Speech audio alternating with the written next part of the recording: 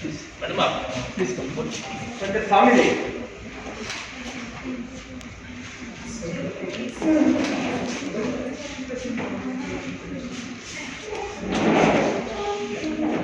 गोविंद साहब आप ma'am please नहीं आइए प्लीज कम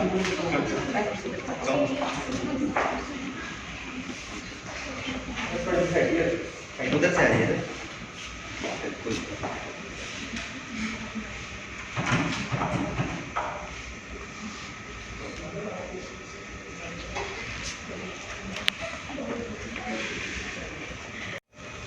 हॉस्पिटल को उसका लेट्स से कि 20% ही रिक्वायर्ड, तो इसलिए हम हर सोशल अपने प्लेटफॉर्म पे हाईलाइट करते हैं we do not seek donation.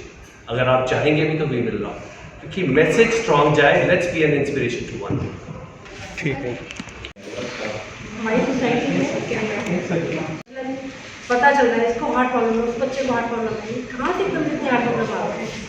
एक तो अवेयरनेस बहुत हुई है, एक हमारे एनवायरमेंटल फैक्टर बहुत ज़्यादा कंट्रीब्यूट कर रहे हैं।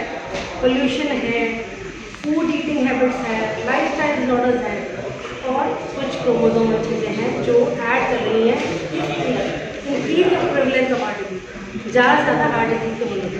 और हमारी टेक्नोलॉजी के कारण अवेयरनेस भी बहुत हो रही है और बीमारियाँ टेक्नोलॉजी के कारण पिकअप भी हो रही है, जिसके कारण हार्ट डिजीज़ का सडनली प्रेवलेंस बहुत बढ़ गया है। तो हमें कोशिश ये करनी है अच्छा खाना, अच्छा एनवायरनमेंट, कम पोल्यूशन और गुड क्वालिटी ऑफ फीड, ये सब हेल्प करते हैं अपनी अच्छी लाइफस्टाइल लाने में, जिसका तो इनिशियल 1-2 साल मैं यूएस से लौटा तो समझने में लगा, मगर अब 1-2 साल के बाद समझ में आया कि जैसे हम लोग की पॉपुलेशन है 70% जो है गरीबी रेखा के नीचे रहती है, 60% 70%, वैसे ही जो बच्चे आते हैं 70% जो बीमार बच्चे हैं वो गरीबी रेखा के नीचे हैं। तो 30% है वो जो ट्रीटमेंट कहीं भी कर लेंगे, 70% इलाज फाइनेंशियली अफोर्ड नहीं कर पाते हैं। अगर एवरेज देखें तो अगर 100 बच्चे हम लोग आज देखते हैं जिनको हार्ट डिजीज़ है, सर्जरी की ज़रूरत है, तो हर साल 25% बच्चे नहीं बचेंगे, तो भटकते रहते हैं। हम लोग, मुझे ये बात समझ में थोड़ा लेट 2 साल बाद, एक गरीब बच्चा हम लोग के पास आया था, लेबर क्लास है, यहीं पर कहीं पर रोड कंस्ट्रक्शन काम कर रहा था, उसका बच्चा न्यूबॉर्न था, शायद 1-1.5 महीने का था, मेरी को याद होगा। TMB भी आता, सिंपल चीज़ें हम लोग ट्रीट कर सकते हैं। देखा तो हम लोग घर भेजा कि फाइनेंशियल अरेंजमेंट्स हो जाएंगे, धीरे धीरे हो जाएंगे। करीब 15 दिन बाद हमारे कोऑर्डिनेटर ने कॉल किया, हाँ फाइन पैसे का अरेंजमेंट हो गया, डिस्काउंट का अरेंजमेंट होगा, आप आ जाओ। बच्चा 2 दिन पहले ही मर गया। तो तब से ही हमारा प्रोग्राम स्टार्ट हुआ, लेटेड हार्टलिंग प्रोग्राम स्टार्ट हुआ कि ऐसा नहीं होना चाहिए कि हम लोग भेजें, दूसरों को बुलाएंगे, बच्चा ना। इट वॉज वेरी डिसहार्टनिंग, किसी को सुनाई देगा तो होगा ना। तो 5 साल बाद भी हम लोग को एकदम क्लियर लिया था ये बात। ये प्रोग्राम इस बेसिस पर स्टार्ट हुआ था कि बच्चा अगर आएगा फाइनेंशियल जरूरत होगा तो घर नहीं भेजा जाएगा। और भगवान की दया से पिछले 5 साल में एक बच्चा, गरीब बच्चा इस हॉस्पिटल से बिना इलाज के लिए गया है। Heading the department of paediatric cardiology at paediatric cardiology के लिए हम इसलिए इतना ज़्यादा करना चाहते हैं क्योंकि इंडिया में काफ़ी ज़्यादा लोड है बच्चों की हार्ट की दिक्कत का। ये सबसे कॉमन बीमारी है जो जन्म से होती है उन बीमारियों में, जिसका इलाज संभव है। ऑलमोस्ट हमारे 8 आउट ऑफ 1000 बच्चों को हार्ट की प्रॉब्लम होती है, जिसमें से 1/5 को इमीडिएटली आफ्टर बर्थ चाहिए और ऑलमोस्ट 50% को फर्स्ट ईयर ऑफ लाइफ में चाहिए। लेकिन इतने बच्चों तक पहुंचा कैसे जाए, इसीलिए हम सबकी मदद लेते हैं। और ये मैं दिखाना चाहती हूँ, ये बच्चा जो जुगी पापा जीरा के पास जुगी डॉक्टर में फादर रहता, उनकी बच्ची थी, 2 दिन की हमारे पास आई। बच्ची बिल्कुल नीली थी, उसको सांस लेने में बहुत ज़्यादा दिक्कत थी। ये हालात ऐसे थे कि इनके लिए मेडिकल फैसिलिटी तक पहुंचना ही एक बड़ा चैलेंज था। somehow with the help of pediatricians वो हमारे तक पहुँचे। मेडिकल कैंप भी इसलिए लगाते हैं हम लोग जिससे कि ज़्यादा से ज़्यादा गरीब बच्चों तक पहुँच सके। And then family connected us to the Artemis Health Sciences Foundation. She was operated. एक नॉन प्रॉफिटेबल ऑर्गेनाइजेशन है, हमारा एक ट्रस्ट बना है जो through the help of donations and CSR and donate contribution to YSGT, इन लोगों की मदद से जो उसमें फंड क्रिएट होता है उससे हम बच्चों की मदद करते हैं। जो भी ज़रूरतमंद है, अंडर प्रिविलेज के चिल्ड्रन जो सर्जरी अफोर्ड नहीं कर सकते, गवर्नमेंट में इतनी वेटिंग है, this is our way to help them. किस तरह से हम ज़्यादा बच्चों की मदद कर पाएँ। अब तक आप कितने बच्चों की मदद कर चुके हैं? अभी हमने इस महीने हमने 28 बच्चों की मदद कर दी है, जिसमें से 2 साल से लेकर 18 साल तक के बच्चे निकले हैं। एक बच्ची जो 12 साल की है वो अभी भी हमारे वार्ड में है, उसको हार्ट की बहुत ज़्यादा दिक्कत थी, वो चल तक नहीं पाती थी। अभी वो डिस्चार्ज होने जा रही है कल, she is normal, she is walking, she is going to walk home the way she is doing well, so what is about. सो बड़ा थैंकफुल है हम लोग सबके। मैम, इस तरह के सिम्टम्स किस तरह से आते हैं बच्चे में? क्या पेरेंट्स के थ्रू होते हैं या फिर बच्चे में ही नेचुरली ये चीज़ें दिखाई देती हैं? देखो, ज़्यादातर बीमारी जन्म से होती है, इनमें बच्चों का जब बन रहा होता है हार्ट तभी दिक्कत आती है। बनते हुए कहीं रुक गया या कुछ घूम गया, किसी में क्रोमोसोमल एनामली होती है, तो इसके कारण कुछ बच्चे ये अल्ट्रासाउंड में ही डिटेक्ट हो जाते हैं। और बहुत सारे बर्थ के बाद सबसे कॉमन सिम्टम होता है कि बच्चा पनप नहीं रहा।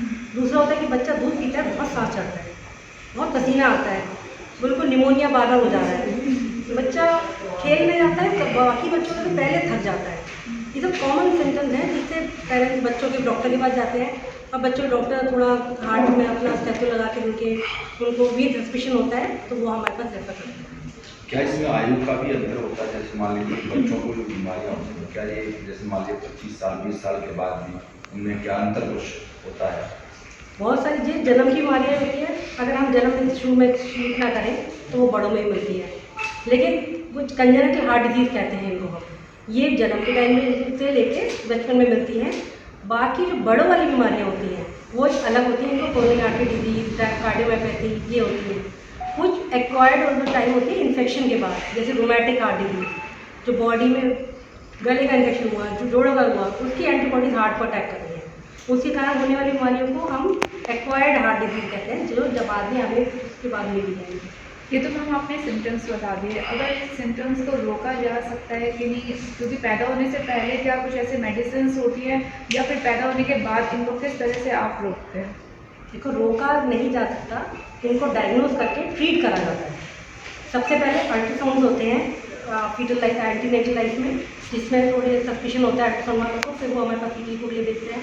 उसमें हमें पता लगा तो हम तैयारी करते हैं, पेरेंट्स को काउंसिल करते हैं क्या क्या इलाज की ज़रूरत है आगे, उसके हिसाब से वो भी दिमागी तौर पर तैयार हो पाते हैं कि हाँ दवाई नहीं है, उसका इलाज या तो हम सर्जरी से करते हैं या हम इंटरवेंशन कैथ लैब में करके करते हैं, जिससे कि बच्चा बिल्कुल ठीक हो सके। ये मिथ है कि अगर हम ये गोली दे दें या वेट कर लें या हार्ट ठीक हो जाएगा, सारे चीज़ ऐसे नहीं होते। जो वेट करने वाले होते हैं उनको हम बताते हैं कि ये समय के साथ बढ़ सकता है।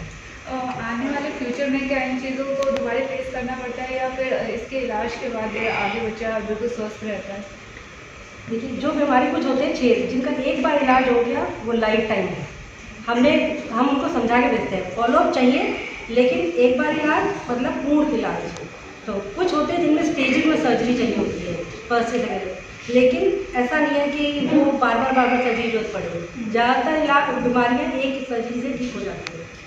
की जो प्रॉब्लम्स बच्चों में होती हैं तो क्या लगता है कि जो हम इंटरनेशनल डे हर बार सेलिब्रेट करते हैं, इससे कितने % हम इन बच्चों को बचा पाते हैं? मैं डॉक्टर अनिल खेत्रपाली, मैं डिप्टी मेडिकल डायरेक्टर हूँ हॉस्पिटल का और department of transmission medicine blood centre HOD हूँ। जैसे मैम ने पूरा डिटेल में समझाया है, ये जो हमारा एम है इसमें, it is to bring about awareness to the general public that ऐसी बीमारी जो जन्म से जो बच्चा पैदा होता है और उसको हार्ट की प्रॉब्लम होती है, इसका भी इलाज संभव है और ये अवेयरनेस के थ्रू ही पता चल सकता है। जैसे हम लोग कैंप लगाते हैं, चाहे नेशनल लेवल पे हो, इंटरनेशनल लेवल पे हो, कैंप्स लगते हैं, मीडिया से इंफॉर्मेशन जाती है, प्रेस मतलब प्रिंट मीडिया हो गया, इलेक्ट्रॉनिक मीडिया से, ये सब मीडिया से इंफॉर्मेशन जनरल पब्लिक को जाती है कि अगर घर में कोई ऐसा बच्चा का बर्थ होता है जिसको सांस की तकलीफ होती है बच्चे पैदा होते साथ ही, या जैसे बताया कि खेलते समय सांस जल्दी फूल जाती है, बच्चा नीला पड़ जाता है, दूध पीने में मुश्किल होती है, जल्दी थक जाता है, ये सब सांस की हार्ट की बीमारी के लक्षण होते हैं। तो ये जैसे अवेयरनेस के थ्रू उनको पता चल जाता है कि इसमें ज़रूर कुछ ना कुछ हार्ट का बीमारी की संभावना है, तो ऐसे में पेरेंट्स अपने बच्चों को हॉस्पिटल ले जाते हैं और कार्डियोलॉजिस्ट से मिलना पड़ता है, पीडियाट्रिक कार्डियोलॉजिस्ट। पीडियाट्रिक कार्डियोलॉजिस्ट उनको एसेस करते हैं और उसके बाद जैसे ज़रूरत पड़ती है तो उनका सर्जरी मतलब पीडियाट्रिक सर्जन होते हैं, कार्डिक सर्जन होते हैं, उनके पास रेफर हो जाते हैं ताकि उनका टाइम से इलाज हो सके। और इसमें टाइमली इलाज बहुत ज़रूरी होता है क्योंकि जितना डिले करेंगे उतना वो चाइल्ड का डेवलपमेंट डिले हो जाएगा। तो माइलस्टोन्स जो होते हैं चाइल्ड के डेवलपमेंट के उतने डिले हो जाएंगे बिकॉज जब ऑक्सीजन पूरा नहीं जाएगा, ब्लड पूरा नहीं जाएगा हार्ट के थ्रू, तो फंक्शंस भी अफेक्ट होंगे। तो इसलिए अर्ली डायग्नोसिस इज इम्पॉर्टेंट और उसके लिए अवेयरनेस बहुत ज़रूरी है। इसलिए इंटरनेशनल डे या नेशनल डे बोले तो इसका बहुत ज़रूरी है कि अवेयरनेस जाएगी तभी ये बात संभव हो पाएगी। और इसमें सबका मतलब पार्टिसिपेशन बहुत ज़रूरी है। Artificial health science foundation, NGOs का, आप सबका, तो तभी हम अवेयरनेस कर पाएंगे।